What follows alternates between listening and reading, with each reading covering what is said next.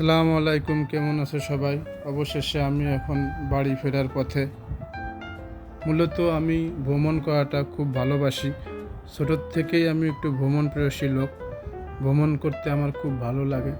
আসলে না ঘুরলে মন ভালো লাগে না। আমি আমার নানির বাড়ির থেকে দাদির বাড়ি প্রচুর পরিমাণে ঘোরাফেরা করছি। আপনারা একটু ঘুরবেন, না ঘুরলে মন ভালো লাগবে না। এটা হলো বনমালীপুর স্টেশন। স্টেশনটা আগে ছিল না, নতুন করা হয়েছে। স্টেশনের নামও লেখা নাই। অনেক পুরাতন স্টেশন, এখানে লোকাল গাড়ি থামে। স্টেশনের চারপাশটা ফাঁকা ছিল, কোনো যাত্রী ছিল না। আমি হাঁটতে হাঁটতে স্টেশন মাস্টারের দিকে যাচ্ছিলাম। কিছু ছেলে পেলে মেয়ে অনেকেই স্টেশনে এসে আড্ডা দিচ্ছিল। দেখি মাস্টার সাহেব বেরোয় এসে ওদেরকে বকাবকি করতেছিল, তোমরা স্কুলে যাও। কিন্তু ওরা স্কুল ফাঁকি দিয়ে স্টেশনে এসে আড্ডা দেয়, এটাই ওদের অভ্যাস। কিছু মানুষ ধান নাড়ছিল। মাস্টার সাহেব ওদেরকে বললো স্টেশনের উপরে ধান নাড়া যাবে না, কিন্তু ওরা বলতেছে এখানে কোনো যাত্রী ওঠে না। তখন বলল যাত্রী না উঠুক, তাও এভাবে ধান নাড়া যাবে না। ওরা বলতেছে ছাড়, ঠিক আছে, এর পরবর্তীতে আর ধান নাড়ব না। এরপরে আমি স্টেশন মাস্টারের কাছে যাই, ওনার সাথে একটু কথা বলি। ওনার নাম ছিল হিলাল সাহেব। হিলাল ভাইয়ের সাথে আমি কথাবার্তা বলি, এখানকার সব কিছু জিজ্ঞাসা করি। উনিও আমার বাড়ির সম্বন্ধে অনেক কিছু জিজ্ঞেস করলো, বলে বাড়ি কোথায়। আমি ওনাকে সব কিছুই বললাম। স্টেশনের পাশে বিরাট একটা মাঠ, মাঠের পাশে স্কুল। স্কুলটা খুবই সুন্দর দেখতে লাগতেছিল স্টেশন থেকে। এরপরে আমি চলে যাই একটু বাজার সাইডে যাই, একটু ঘোরাফেরা করি। বাজারটাও ছোট বাজার, ব্যাসপুর বাজার বলে। এখানে আগে এই বাজারটা ছিল। কিছু সংখ্যক লোকের সাথে আমি কথা বললাম, বলল বাসা কোথায়, আমি বললাম। এরপরে দেখি বিশাল তাল ওখানে রাখা আছে। তালগুলো হয়তো কোথাও লাগবে, এত পরিমাণে তাল আমি এর আগে কখনো দেখিনি। এখানে আসলে তাল শুধু দেখা যায়। যদি কারো তাল খেতে ইচ্ছা করে এখানে আসবেন, এত পরিমাণে তালগুলোর দামও খুবই কম। এরপরে আমার ট্রেন চলে আসে। ট্রেনেও আমি উঠে যাচ্ছিলাম। প্রাকৃতিকটা এত সুন্দর লাগতেছিল, মেঘলা মেঘলা। আমি কিছু ছবি তুলি, ভিডিও করি। এত সুন্দর প্রাকৃতিক, মাঠ ভর্তি পাট ছিল, পাট আর পাট। এখানে প্রচুর পরিমাণে পাট হয়। এদিককার মানুষ শুধু পাটেই বনে, পাট ধান একটু কম হয়। আমের গাছ ছিল। ট্রেন থেকে এই ছবিগুলো তুলি, খুবই ভালো লাগতেছিল। আস্তে আস্তে করে ট্রেন একটু থেমে গেল। যাই দেখি ওখানে একটা স্টেশন। এটা কোনো কিছু করা হয় নাই, এখানেই মানুষ নামে। খুবই ভালো লাগলো দেখে। মানুষজন একটু কষ্ট করে নামতে হলো এখান থেকে, মানুষ খুব নিচা। এখান দিয়ে যেতে যেতে আমি একটু ভিডিও করি। সামনে যেয়ে দেখি একটা নদীটা বৃষ্টি নামছিল, একটু পানি হয়েছে, তেমন পানি নাই। নদীর ধার দিয়ে একটা সরু রাস্তাটা পাকা ছিল।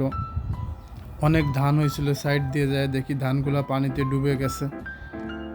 এত পরিমাণে ধান ছিল যে ধানগুলো নষ্ট হয়ে যাবে মনে হয়। রাস্তার পাশ দিয়ে বড় বড় গাছ ছিল, গাছের কিছু ছবি তুললাম। এরপরে আবার একটা স্টেশন আসলো।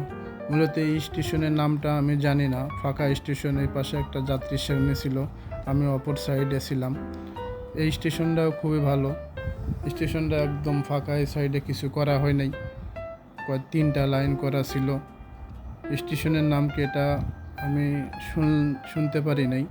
স্টেশনটা খুব ভালো ছিল। এরপরে আমি চলে আসলাম আরেকটা স্টেশনে। এই স্টেশনটাও খুবই ভালো ছিল। কিছু সংখ্যক লোক এখান থেকে উঠলো।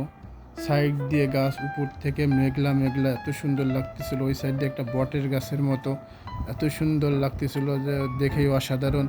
এই স্টেশনের নাম হলো মধুখালী স্টেশন। মধুখালী খুব ভালো একটা স্টেশন, এখানে খুব নাম করা।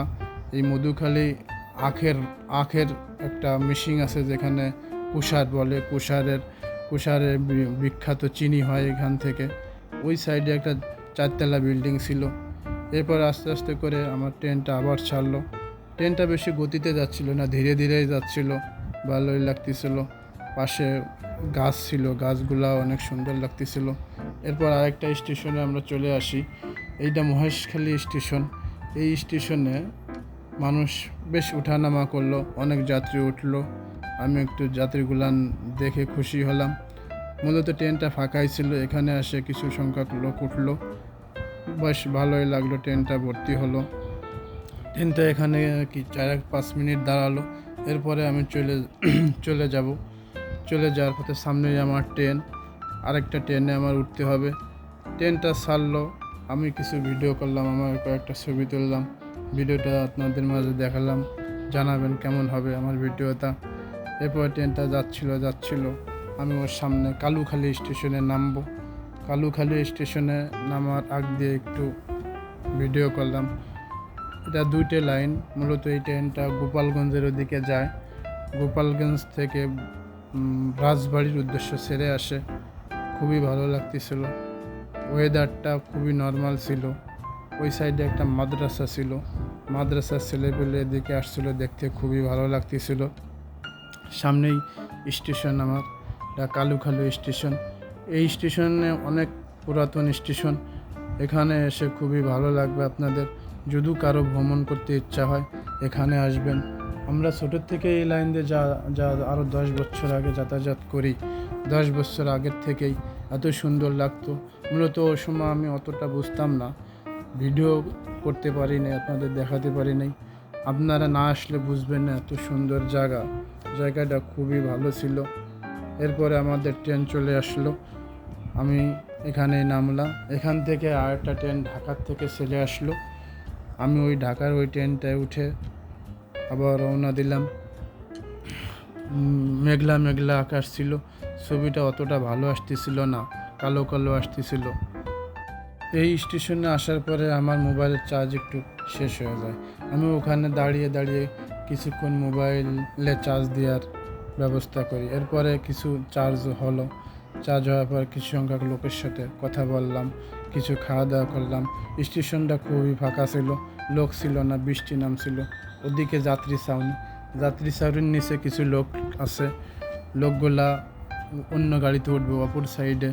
এটা হলো কুমারখালী স্টেশন। অবশেষে আমি কুমারখালী স্টেশনে এসে নামি। এখান থেকে আরেকটা ট্রেনে করে আমি রাজশাহীতে যাব। কুমারখালী স্টেশনটাও খুবই সুন্দর ছিল। আমি কুমারখালী স্টেশনের অপোজিটে যায় কিছু ছবি তুললাম, ভিডিও করলাম। স্টেশনের পাশেই একটা পুকুর, খুবই সুন্দর পুকুর, একদম নির্জন জায়গা, খুবই ভালো লাগতেছিল। সন্ধ্যা লেগে যায়, ওদিক থেকে হাঁটতে সামনে একটা কুমারখালী কলেজ, আমি কলেজের দিকে যাই। কলেজটার একটু ভিডিও করলাম, কলেজটা খুবই সুন্দর ছিল। কলেজের ওখান থেকে আমি ফিরে এরপরে বাজারের ভিতর যাব। আমার কিছু খাওয়ার প্রয়োজন ছিল, তখন আমি বাজারের ভিতর ঢুকবো। আর একটা ট্রেন ওদিক থেকে গেল, ট্রেনটা দেখতে খুবই ভালো লাগলো। 2টা ট্রেন কোচিং করলো, সন্ধ্যা লেগে গেছিলো, এত সুন্দর আকাশের ভিউটা লাগছিল, খুবই সুন্দর। আর এখান থেকেই জয় বাংলার মোড় বলে ভ্যানারা ডাকতেছিল, কিন্তু আমি তো ওখানে যাব না। আল্লাহ হাফেজ।